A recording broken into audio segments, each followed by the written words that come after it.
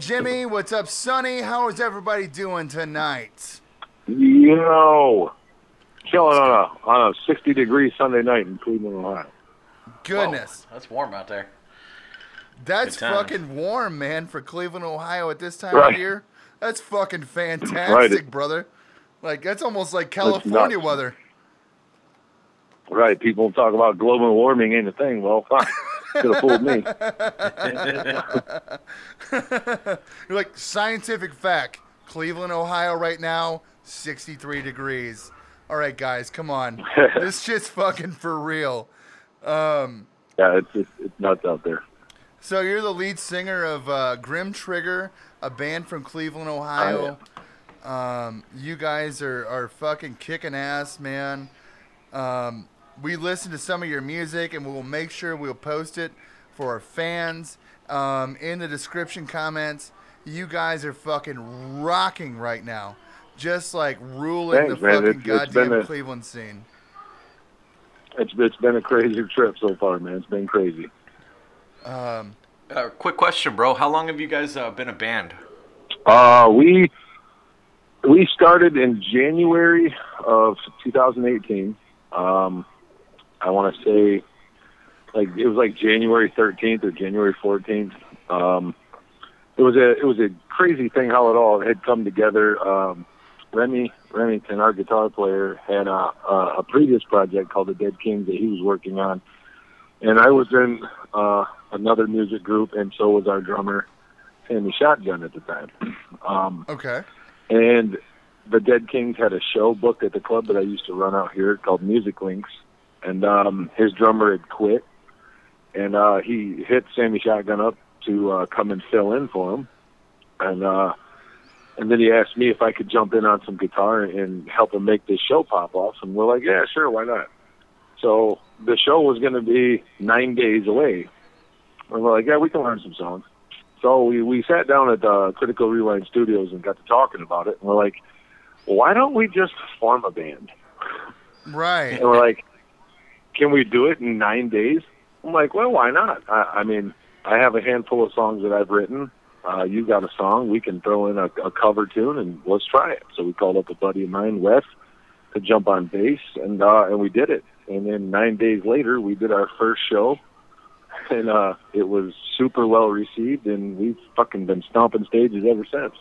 Holy shit, dude! That's fucking crazy. Yeah, we haven't stopped. Yeah, it's not even a year old yet. That's crazy, man. Yeah. Wow. It's definitely mind blowing when you look back at it. You know, have been pretty into the scene here, running the club and a couple of band outfits that I've been in prior to this. So, you know, there was an interest level in what I was doing already anyway. But I mean, I didn't expect it to grip on like it did, and it did, and we just ran with it, man. You know, it's kind of weird in Grimm Trigger, like every new member that's came a part of it so far, like, you know, you can't just build a band and expect there not to be lineup changes and all that from the start. Right. And so every band member that has ever came in has literally had like 7 days notice. Like you gotta get in here, you gotta learn the songs, you gotta get this shit done right the fuck now. Right. When we brought JK in on bass, it was like, hey, so we have a show in 6 days. Can you learn this whole set? And he's like, shit, I guess. So he jumped on, and it's literally been that way for every member. Like Mike Sandy came in unprecedented. Like, we have a show in 3 days. You want to join on? Sure. And in 3 days, he learned the set, and we went to the Vortex and killed it. And it's just the way we roll, man. That's amazing. That's like unprecedentedly amazing. Like, that's bulldozer status. Jesus. Like, that's like the coolest thing fucking ever, you know? You guys are just like paving the fucking way forward, being like, okay, if this guy doesn't work out, like we're gonna find that guy, and it's like serendipity. Right, you know what I mean? Like grace. It's literally been like build a band project unfolding live. You know what I mean? Like, we formed this, and I mean, most of the songs that we have were some songs that I had written on an acoustic guitar in the years prior to starting this project. I was in a previous band called Raising Jameson, and I had tried to incorporate these songs that I wrote with these guys. And I mean, they did relatively well. They're talented musicians, but their lives were not in a position that they could dedicate the time and grind that it takes to get a band up and running. So that project didn't work out. So when I found these guys, and they all just, you know, we strive to make the music that we like to listen to. You know what I mean? It's like, we know what we love, and we want to try to make that kind of music. And it just works, man. It's been phenomenal. It's good to hear, man. So is the relationship with everybody solid? You guys real tight? Or? Absolutely.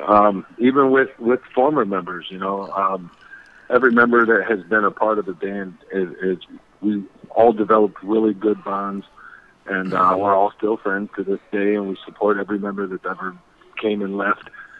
And you know, we approach it from a business perspective.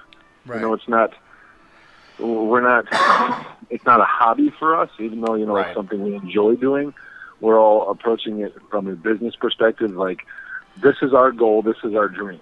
Our dream and our goal is to become professional musicians who get paid to play music. Yes. That's what we want.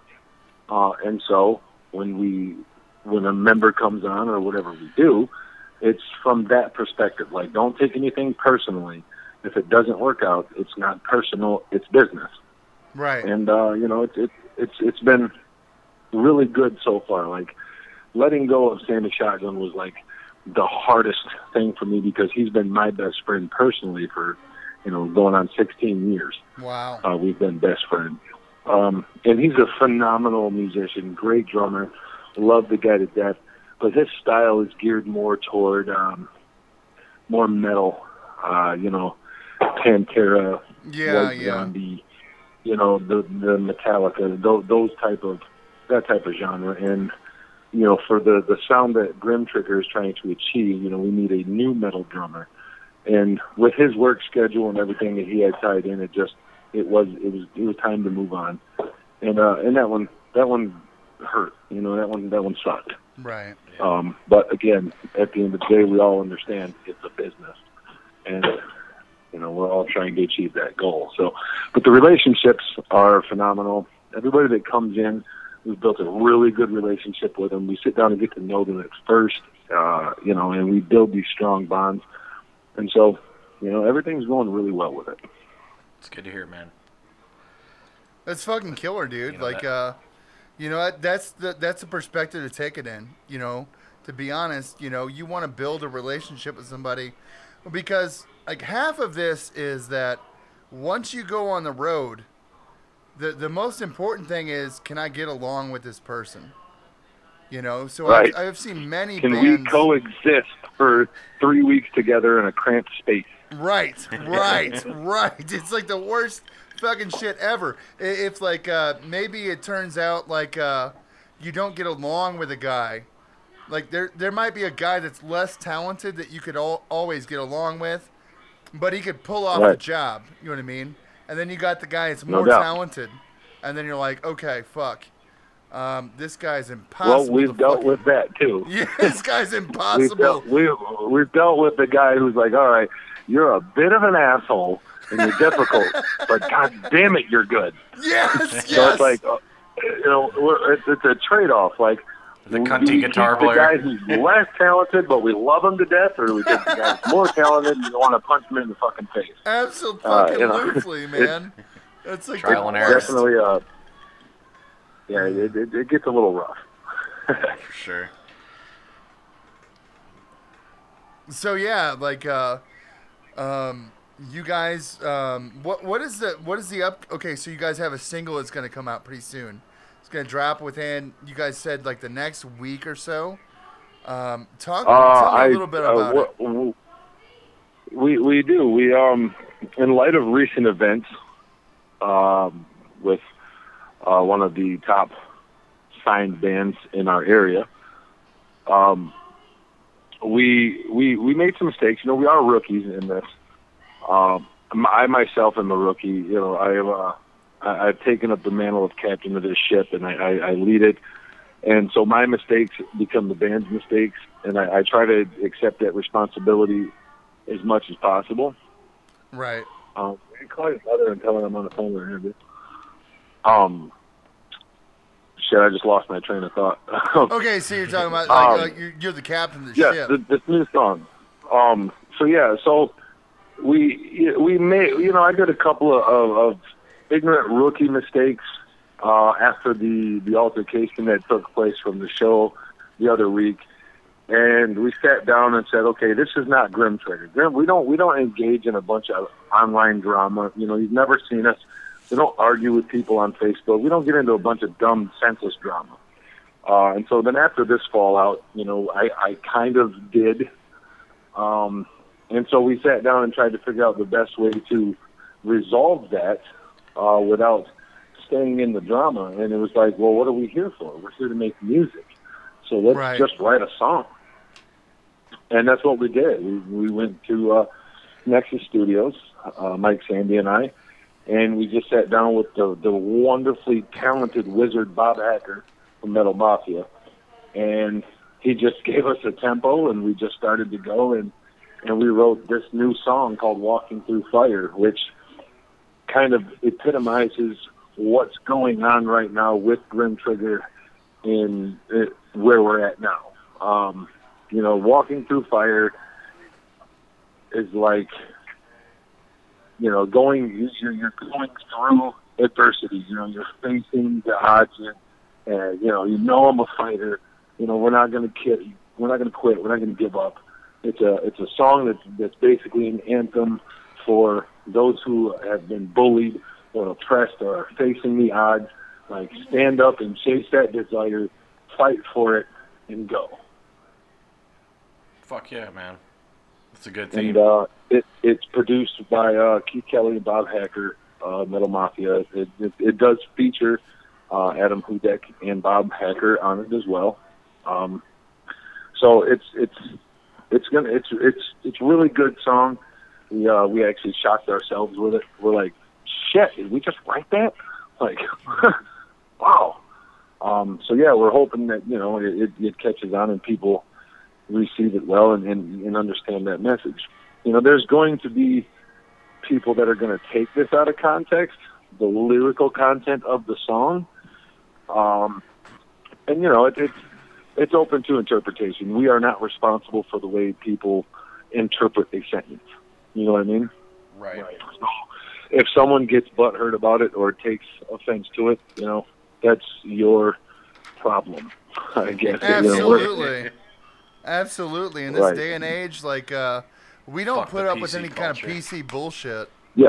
Like, there's a lot of sensitivity and pussy patting that goes on. Yeah. Especially in the scene. Like, at some point in this country, men stop being men. Yes, sir. Like, there was a time where you could just take an ass whooping and be like, okay, well, whether I was right or wrong, whatever. We threw hands, it's over. Big deal. Right. But then, you come into this day and age of, everybody wants to call up the big bad wolf and throw lawsuits out at you. And it's like, hey, sue me. Yeah. What do you hope to achieve out of suing me? You're not going to get shit. Right. The offended crowd. Man. Oh, man. Right. I had a guy in Orange County. At the end of the... I had a guy in Orange County fucking at a poker game talk shit to me. I was like, let's step outside and fucking throw hands. And, like, immediately his first response was, I'm going to call the cops. Right. And I was like, police. I was just like, wow, man. You're willing to, like, talk all the mad shit and then, like, not stick up for yourself. Are you fucking kidding me? And we wonder why, there's, multi-sex bathrooms and all that nowadays. Oh, so, Jesus Christ. Yeah. Whatever. Jesus Christ. I'm not going to get into the whole politically correct thing, because next thing you know, they'll be picketing my shows. Any controversy isn't bad, though. Right. For the record, I don't care what you identify as. It doesn't make no difference to me. Right. I'm just going to take my piss and go. You know what I mean? Right. I'm going to go take a shit. I identify as like a 23-year-old rock star, so I guess that excuses all my bullshit. You're like, I'm a 23-year-old rock star that it's still 1993. You know what I mean? Like, Right. It's still 1993, and everything's viable. Right. So that's right. who So I I am. mean, maybe that's the defense that I'll use when they're like, "Well, why did you punch him in the face?" Well, I'm a I 23-year-old. identify as a man. Yeah. I'm sorry, I didn't know that my identity was, offensive to some people. I'm sorry. And that a flip on shit. Like, well, I punched him in the face because I identify as a man. Are you discriminating against me because I identify as a man? Jesus. Some Maybe people in just have it California, fucking coming brother. to them. I'm telling you, man. Maybe in California. It's scary. It's scary out there. Dude, that's what I love about you guys from Ohio, man. You guys are just straight, real fucking people, dude. Like, you go to other parts of the country, man, and there's this whole shroud of fucking, like, everybody's putting on a front, but, like, literally everyone we've talked to from the Cleveland scene has just been like, this is what it is, this is how I feel about it, and, like, and that's, me or hate me, that's you know? definitely one of the things. Because see, I'm not from here. I'm originally from Michigan, out by Lansing, Michigan. Nice. I was born and raised and grew up there. And I moved down here in August of 2016. And I saw I actually initially moved to Akron and had some friends that were in the death metal scene down there. And I mean, whatever. Whatever's whatever. Right. Shout out to Merciless Reign. Those guys are awesome, but death metal's not my thing. I don't mind. I love the music, but, I don't like the... I hear you. Oh, no, I hear you. If I can't understand what you're saying, it doesn't really appeal to me. It doesn't mean anything to anybody. I hate to say that. Right. And so I came up to a show up here in Lakewood and saw that metal, and I'm like, this is what I can get by. I can fuck with this. So I moved up here and, started pursuing this music up here, and that's how I got here. But like you said, I have so much love for the Cleveland music scene as a whole, because on the average, there are some real people up here. You know what I mean? They're about their business and they're real with it, like you said. There are some, sissies and pansies and all that shit that are involved in the game, but you're gonna find that anyway. Oh yeah, we know who those guys are. And I mean, I'm a little rough around the edges, I guess you could say. I served quite a bit of time incarceration, so maybe I'm a little more predisposed to manly shit. But I don't know. I think everybody should be a little more manly. We've all three of us have been institutionalized in one way or another. Yeah, it's funny that the penal system is put into place for a reason. If you break the law or you fuck up or something in your younger years, you go pay there's a penalty to be paid. You go pay that penalty, you pay your debt to society, and you're supposed to be able to get a fresh start. But they want to continuously rape you and be like, oh, well, this guy did this and this guy did that. Yeah, that's the fucked up part about it. You know what I mean? Like, if somebody, like, in my opinion, if somebody served their time, they paid their debt to society. Like, they did their fucking time. You know what I mean? Like, they paid their fucking penalty. Dude, it should be fucking over with.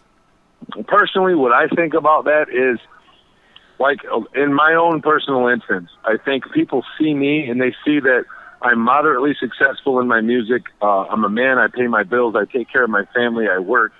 And they're irritated that you haven't been able to accomplish these things. Right. And I've been able to accomplish these things after, guess what? Being in prison.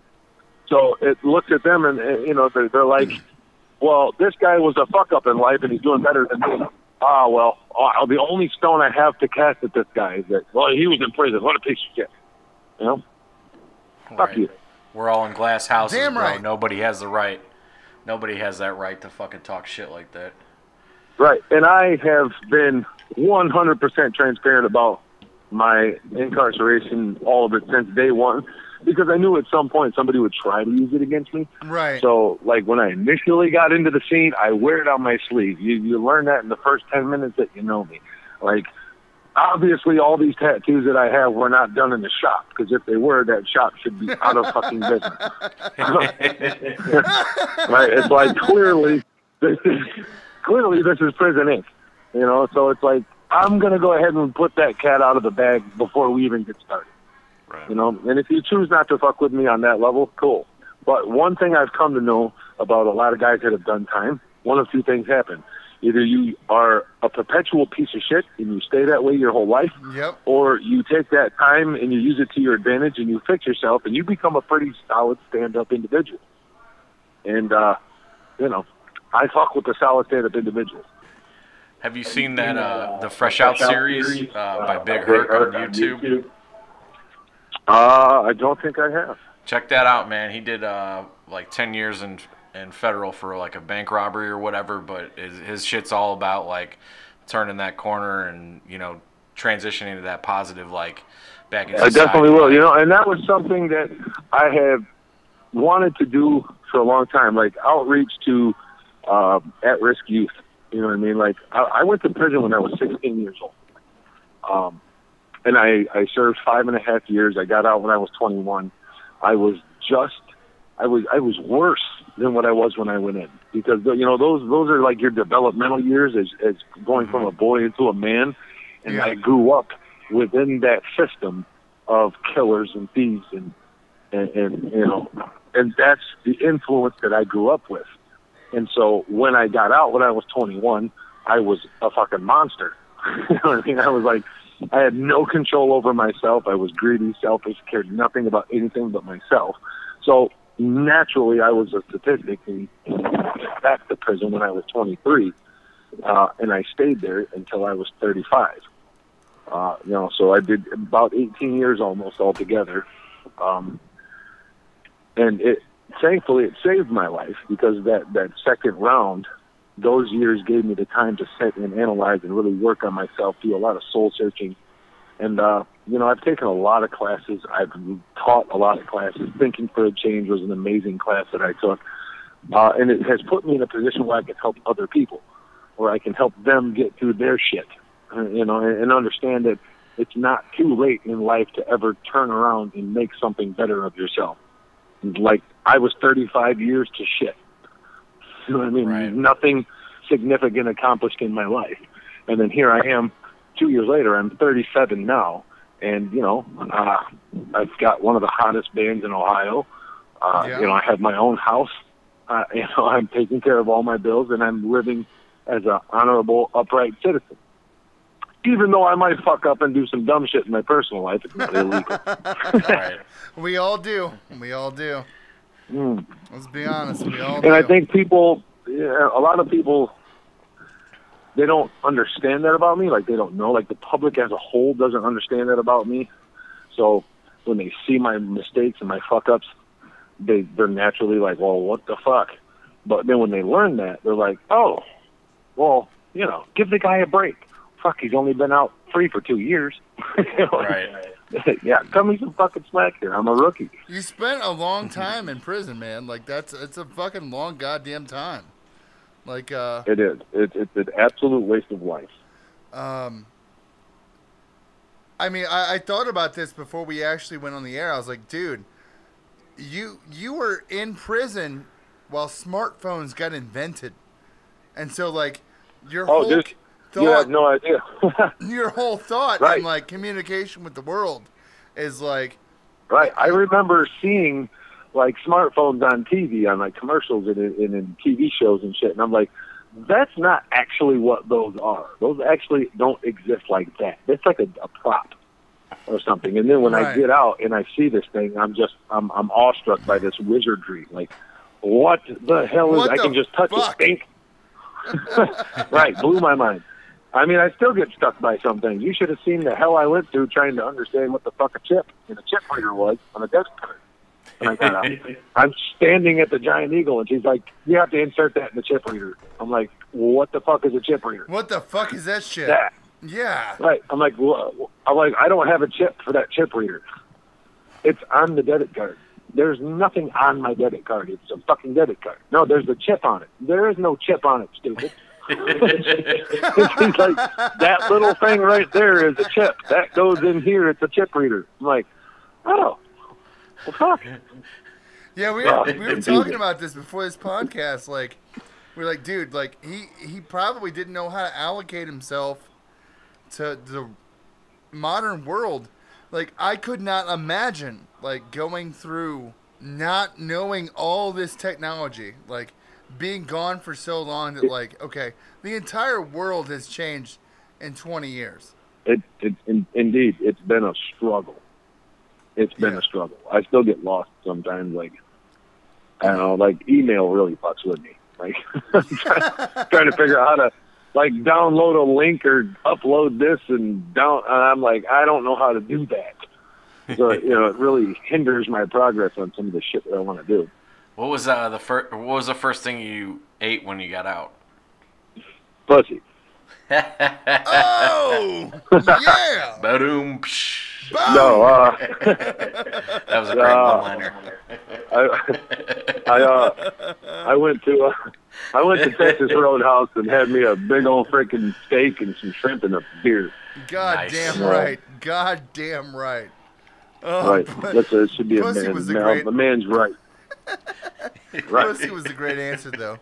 I'm telling you, man, because that's the first thing I would want to eat. I'd be like, oh, no doubt. Trying to get down and deep. Right. I mean, after all those years, it's like, ooh, man, I forgot what it feels like. You're like a virgin again. But, I have to give myself credit because after all those years, a lot of people are like certified nut jobs. Like they bang their heads up against the wall, institutionalized, one flew over the cuckoo's nest type shit. It's true. That's true. And it was the biggest fight of my life to maintain my humanity and my conscience and my sense of compassion, and not let the penal system consume me and institutionalize me and turn me into a monster. That was the biggest struggle throughout the whole thing. Makes sense, man. I remember there was a guy that I was locked up with, and he had done 20 years. And he started like literally like days before he got released, he just started losing it. If that makes any sense, like he just was like he was composed and everything else while he was locked up, but like he had just like fucking lost his goddamn mind. Like he's like, yeah, I'm gonna go to so and so's house and I'm gonna do such and such, but you could tell like he had unraveled. You know what I mean? Like he had spent all his time at chapel. You know what I mean? Like he'd spent most of his time at chapel, but he just started fucking losing his goddamn mind before he got released. And I was just like, it happens. That's the moment where you separate the men from the boys. Yeah. That last couple weeks is the most stressful part of the entire bit, those last couple of weeks, especially because, the prison system, they love to fuck with you. For me, it was, okay, your release date is August 1st. And, I didn't get out till August 16th. So the whole 15 days in between that, shit. they're telling me like, well, Monday you're leaving. Oh, well, this person's on vacation, or there was this problem with the paperwork, so it's going to be Wednesday. And then Wednesday, it's Friday. And then Friday, and that right there that's what tests your mental limitations to whether or not you're going to snap. Yeah. And thankfully for me, music was my outlet to deal with that. So, I had an acoustic guitar, just a cheap piece of shit Rogue. Right. And that's what I would do whenever I would get frustrated or angry or feel like, I'm going to snap. I would just go to my cell, pick up my guitar, and just play. I had to teach myself everything. There's no instructors or anything in there, so I just learned it all by ear, and I would just write song after song after song, and that was my escape, and it became my life's passion to perform and do music. Like, I've never been on stage before in my life. I've never performed in front of anybody up until coming out of prison. I did one show in prison in front of like 400 convicts. It's still like one of the biggest crowds I've had to date. and they just stand there with their arms folded, scowls on their face, too cool to look like they're having fun, and you're still performing for them. And it sucked, to be sure, but I did a lot of time in segregation. I was in the hole for I did a 19-month run, 19 months straight in the hole. Wow. And it was in there that I developed my stage presence. It's weird. I would be in my cell, but there's nothing in there. It's a cot and a fucking shitter. That's right. Yeah. And I would be in there. I would be in there daydreaming, just all day, pacing back and forth, my eyes closed, and in my mind, I'm in a stadium with thousands and thousands of people as I'm singing these songs, performing on stage. And I mean, the COs would come by looking at me like I'm insane because I'm performing to a crowd in my cell. I'm singing and I'm looking like an absolute maniac in there. And but that was my escape. For 15 hours a day, that's what I'm doing.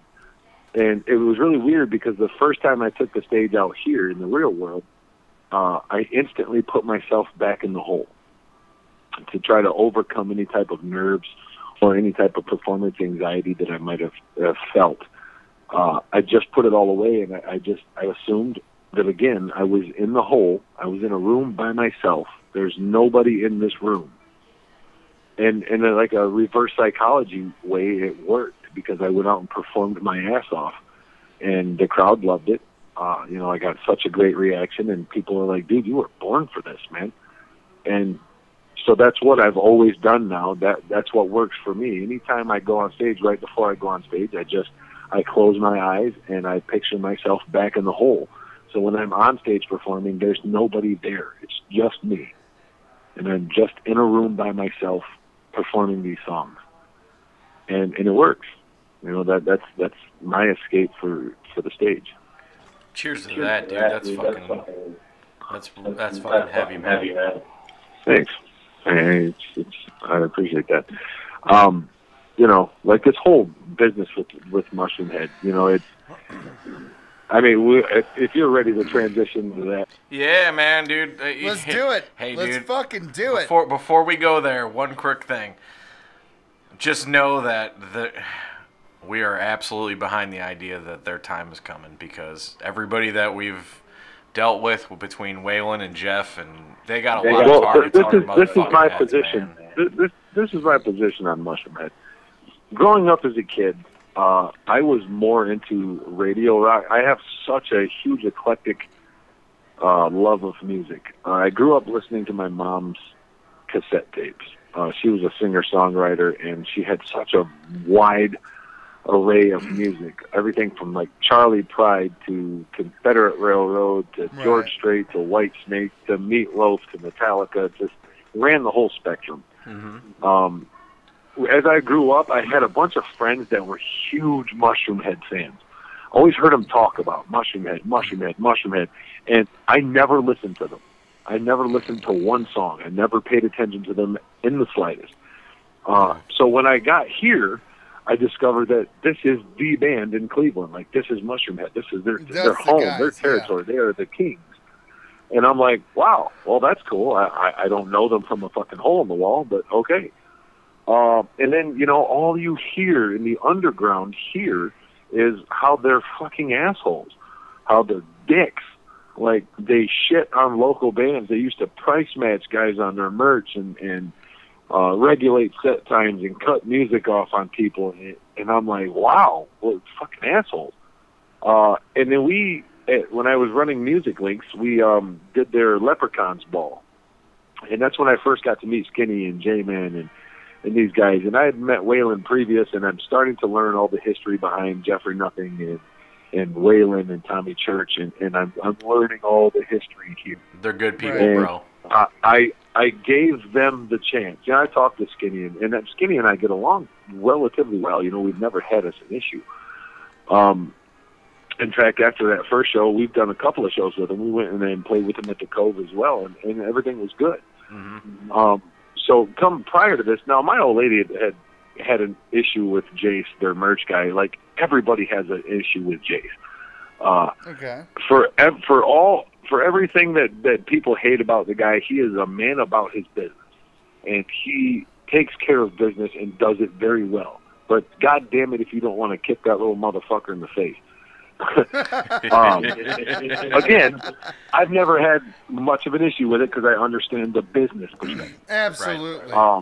And so people are automatically looking at this show like, okay, Grimm. I had a pretty big falling out at the last Mushroom Head show with the owners of Music Link. The owner, you know, it was a trash the kitchen type issue, and I quit, walked away, and we hadn't spoken up until this show. Okay. And then it was like, hey, I see that your band's doing really well. We will pay you to come play this show. Don't let anybody know. It's got to be hush hush because Mushroom Head will fucking throw a fit if they know that you're paid, and the other bands will throw a fit if they know that you're paid. Blah blah blah. But I'm going to pay you to play this show. You can use the green room, the bathroom to change like you always do before your set. I'm like, cool, everything's cool. Yeah. I went there with no issues. I had no problem. So we go, and as if any Mushroom Head show, the set is running behind like a motherfucker. They pack the stage with all their shit, and Of it's course. hard for Yeah. to set up and break down in a timely fashion and do their set. So when our set came up, you know, everything's running behind about 25, 30 minutes. I go upstairs, like I always do. My band, we have a whole system we work out. You know, they set my shit up. Everything's fine. I go up, I change, I get ready. I usually go live with the fans prior to the set and walk them down with me. Yeah, I saw that. So yeah. I'm up there changing, and I hear these two little clowns running their mouths. Like, oh, what's up with this band? What's going on here, man? They're taking forever, blah, blah, blah, blah, blah. And I'm just ignoring it on the video. I'm still talking to my fans, blah, blah, blah. And then I believe it was Schaffner who stuck his head into my video. I was like, this band is killing time, blah, blah, blah. I can't control when they start the set. That is on the sound guy. We have an intro, and he has to start it. There's no point in me going down. It serves no purpose. Right. I'm here to do my performance. So you totally disrespected me and my band by getting in my live video to my fans and talking shit. That's the most disrespectful thing you can do in business. This is a business. I'm trying to perform for my fans just like you are, and you just disrespected me to a whole new level. Right. So that's where this whole thing started. I went down to the stage for the beginning of our performance, and they're going to paint this picture that I was trying to disrespect Mushroom Head this whole time, and that's not the case. I went down, we got on stage, the song started. I look up at the green room, and I see these two little clowns with their heads out the curtain staring at me, and I flipped them off. And I went into my song with passion, because the song in and of itself is about being local, a local band. The song is 720 Roll. It talks about, like the second verse is, we're all about the local scene in this music game because every band was bleeding locally before the fame. It makes me sick to see a group that gets a record deal taxing the motherfuckers that got you there would keep it real. And so I emphasize those lyrics as I'm staring at these two assholes and flip them off. Yes, I absolutely did that. And throughout the performance, you know, I'm a huge supporter of my label mates, Metal Mafia. You know, and I throw their merch up and I use it. And at some point, at the end of the set, when we got ready to start our last song, Guns Up, which is our local anthem, they cut the sound. Holy shit! I'm already pissed off, and you cut the sound to our final song. So I pulled out our Metal Mafia flag, and I started singing their last single, their release, Shut It Down. You don't wanna fuck with me, 'cause I'm rolling with that. And the whole crowd started singing it, because they love it. It's a local, you know, everybody loves Metal Mafia. Right. So that pissed them all the way off, apparently. And when I go to get off stage, there's a scuffle by the back door. I see, you know, Adam Dukes, formerly of Psychosis, at the funeral. He's over in the doorway, the back door, loading. There's a scuffle going on. So, you know, I'm looking, and I see two little white arms that I know belong to my wife flailing in the air. And I'm like, oh, shit, my old lady's in there. and I look, and there's Stitches in there, and I see him, like, he kind of grabs her and lunges toward her, which to me looked like a headbutt. I don't know if he made contact or not. There's been a lot of witnesses on both sides of the spectrum that say, I saw it, he headbutt her, and then there's other people that say, no, he did not.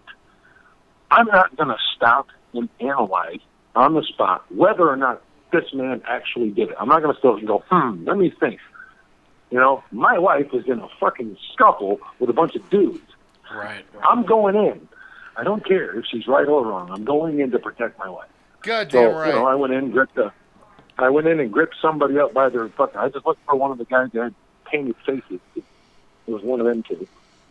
Gripped him up by his face and his neck, threw him down on the table, gave him a couple pieces. Next thing you know, I got 3 or 4 guys jumping on me. And, you know, I have been in prison. I now think I'm getting jumped. So, you know, I just came up out of the woodwork swinging on anything near me.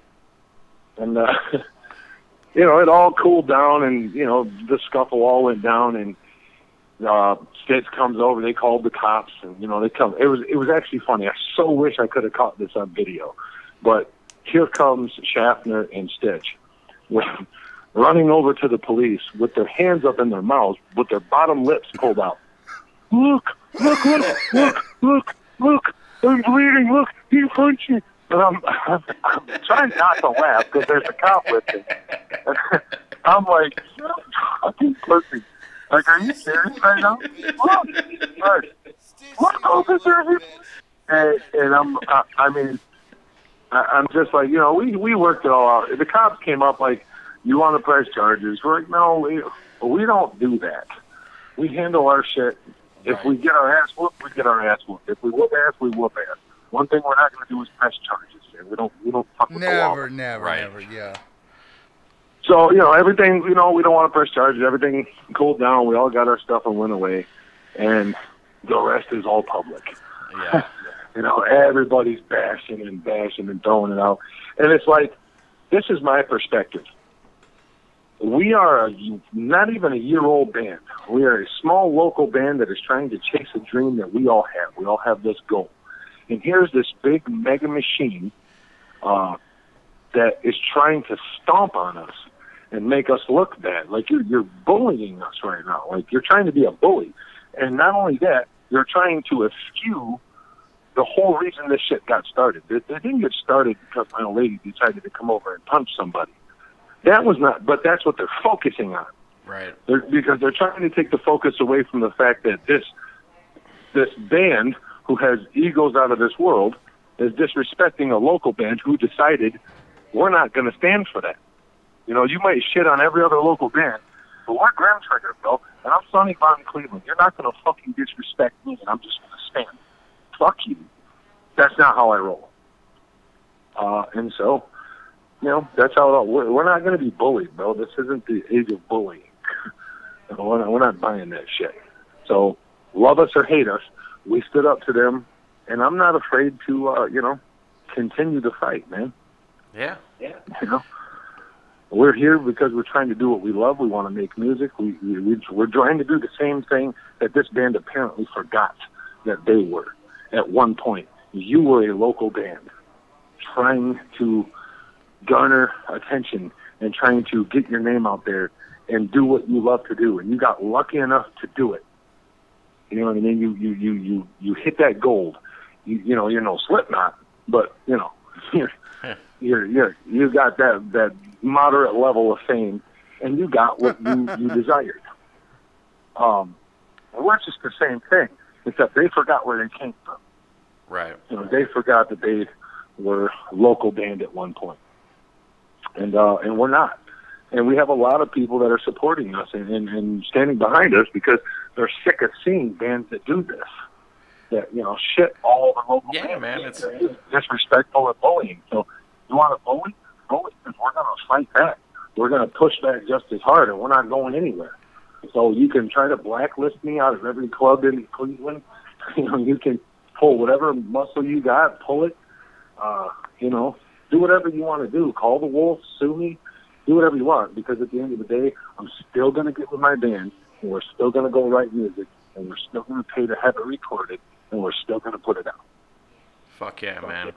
Sounds like a lot of their reactions with shit with, you know, people over the last few years is based on fear and control and, you know, megalomaniacs with egos and everything. And yeah, dude, maybe the time is fucking up on that. You know, the last grain of sand is coming through the hourglass, and it's time to fucking, you know, flip the fucking house and wreck them. You know, it's a fucking blitz. And I mean, and I've definitely tried to. I owned up to the mistakes that I made publicly. You know I did some things wrong. I know I came out and acted like a giddy freaking 20-year-old and all excited, and I made those mistakes. And I reached out to the Mushroom Head camp, and I tried to talk to Skinny. I tried to let him know, hey, man, let's talk about this. Let's just keep this out of the public. You know, I don't want you to think that I'm trying to get recognition off of beefing with your band. You don't need this kind of negative publicity. Let's just talk about it like men and let this go and just let it die down. But no, you know, and then they try some old tricky shit with me, right? Just be quiet. Everybody cool down. Wait till the holidays are over. Nobody post anything. Nobody be public, and then we'll resolve it privately. So I played ball. You got it. I won't say anything. And all I see is me getting blasted all over the place. I'm like, okay, bitches. Okay. I'm in for the fight now. So whatever. It is what it is. Yeah, all you can do is kill them with fucking good material and keep pushing because, you know. Right, and at the end of the day, I'm not going to give them any type of reverence. You know, like, you're not some massive giant. Again, you're no Slipknot. So I'm not gonna sit here and cower and fear them. I'm really not even going to give them the time of day. You know what I mean? At the end of the day, we're here to make music, and you were a blip on the radar. They have already lost everybody that was able to give them any kind of traction. That's my opinion. Like they have already. Right. God damn! I mean, like that dude Stitch. I mean, as far as the Mushroom Head machine goes, you guys are doing a great job at destroying yourselves. Not doing it. Right. You're just another case of like the people that they've crossed, you know, in a very short. I just happen to be the one band that didn't stand there and let you shit on me. Right. And not do something about it. Right, dude. And we're willing to stick up for anybody that like, dude, if somebody shits on you, man, it's a fucking horrifying thing, man. No doubt. You know? I mean, I love how they continue to try to focus on my old lady. Like that's the catalyst of everything here, and it's. I mean, you're just proving my point. Right. You don't grab a woman and fucking do anything, no matter how fucking mad or what the situation that set it off. Right. The only thing you're ever supposed to do in that scenario is put your fucking hands up and put your back to the wall. Right. And that solves the whole goddamn problem. People are goddamn assholes. Assholes, for sure. Goddamn assholes. For sure. I mean, goddamn. But that's all right, assholes. man. It's done and over, and we're on to bigger and better things, man. We're walking through fire dude. right now. I think you're like, man. dude. Can't wait to hear it. Well, about 8:43, you'll get to hear a snippet of it. Fuck yeah. Isn't the mixed version, but it's just what we were doing in the studio at the time. Definitely a little teaser. These guys are fucking amazing.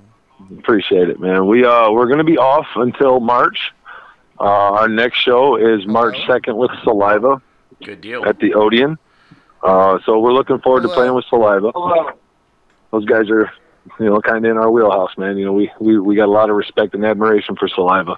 So that's going to be an interesting show because, it's going to be a lot of eyes watching. Right. Kind of coming back out from the winter and what you've been doing, dude.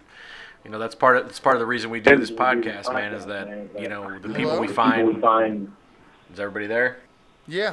Yeah. Okay. And we're going through a couple of lineup changes because unfortunately, as a result of all this, a couple of members have, fallen to the fear of, what Mushroom Head can do. So we're definitely. It sucked. We have a couple of members that dropped out. and that's fine. We wish them nothing but love and luck. We're all still really good friends. It is a business at the end of the day, and if you feel you need to protect your career, go for it. But we are fine with the fire, man. We're not afraid of the flames, and we've got a couple of people coming in, and we will be there in March. We will take that fucking stage, and we will rock that motherfucker off its hinges. Fuck yeah, dude. Facing it all. Yeah, man. That's the whole point of this podcast, dude, is just to help fucking other fellow musicians, because, you know, Richard, no doubt. Richard and I are in the same boat, man. Like, it's things like this show, these interviews that are so important to guys that are on a local level, because this is how our voices can be heard, and this is how our side of the story can come out. And, you know, we don't get that on a national level because we don't have the money that, you know, national bands have that can push their side of everything. Exactly. So, you know, we are, you know, we're the underdogs, man, you know. And always I don't mind being the underdog in a fight. It's been that way my whole life. Fuck yeah. That's something we all have in common here. No doubt. So I'm greatly appreciative of you guys. Hey, no worries, Sonny, man. We're just kind of getting our, you know, our methods to everything put together, and, you know, as this keeps going, you know, we're right there in the trenches with you, dude. Like, just, this is a day in, day out grind, because, you know, all musicians deal with the same sort of parameters of bullshit, and it's like easy to identify. No doubt. You know, and that it rings true, like, all around the planet, man, because, you know, we talk to people from all over the country, and it, you know, it's the same thing with, you know, difficult members, you know, lineup changes, the business aspect of it. How are you going to penetrate and, you know, get the attention you need to actually grow your career? And, you know, it's something that, like, we both take very personally to, like, we're going to always do our best to help in any way we can, and we just want you to know that, man. Like, we're rooting for you on this side of the internet, for sure. For sure. Well, we definitely appreciate it, man. You guys are awesome. Thanks, brother. Well, is there any other things you want to cover tonight, or anything else you want to say? Not really. Just keep your eyes peeled, man, because we're not done. We're just getting started, Fuck man. yeah, man. 2019 is going to be a hell of a year for Grimm Trigger, man, and we love the support. We appreciate any and everybody that gives us a like, a love, a share. We you know, we're all about our fans, and we're all about the local music scene, man. We are humble as fuck to our roots, man. You know, local music is what makes it so that national bands can get paid. You know, and we love that. We wear our shit with we wear that with pride. Fuck yeah, man. Well, we got about 40 minutes before your teaser drops. We'll close it off there, man, and I look forward to watching it. We have probably about a week and a half or so before this will be ready to send to you. We're a little bit backlogged on a couple other episodes, but as soon as it's ready, man, we'll reach out, send it to you, dude, and we will promote the shit out of it, send it all over Facebook, and hopefully some good things will happen. We look forward to speaking with you soon, Damn Sonny. right. Send us some messages about the show coming up in March, dude, when it gets closer, man, and I will do my damnedest to get down to Cleveland and come check it out and meet everybody in person, for sure. Sounds good, man. That would be awesome, man. We definitely look forward to that. Okay. Talk to you guys real soon, okay? All right, thanks, brother. Have a good night, man. All right, man. All right, guys.